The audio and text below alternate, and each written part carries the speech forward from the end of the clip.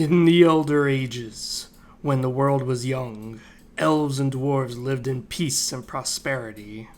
The dwarves were great craftsmen, and the elves were peerless mages. This time was known as a time of legend, when two mighty races who were once friends now turned foes.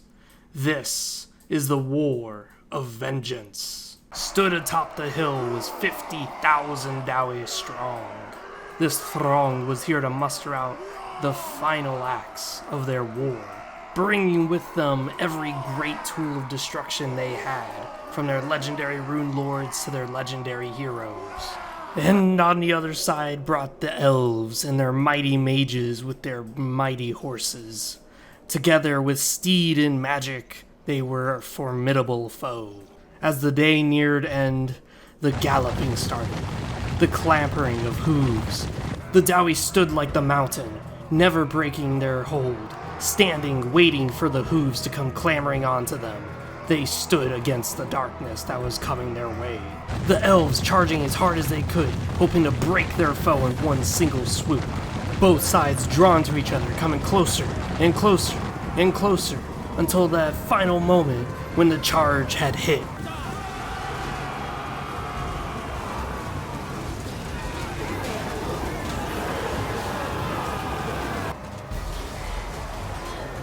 Clashed together magic and steel. Nothing could fight this deadly alliance between the two only civilizations left in this world against the powerful forces that still lingered of chaos. But even combined together, the ethereal magics of the elves was still barely holding back the forces of chaos. Thankfully, there was the two noble heroes, Malekith, son of Anarion, and High King Snorri Whitebeard. Together, these two great heroes fought side by side, protecting one another and ensuring the safety of the world.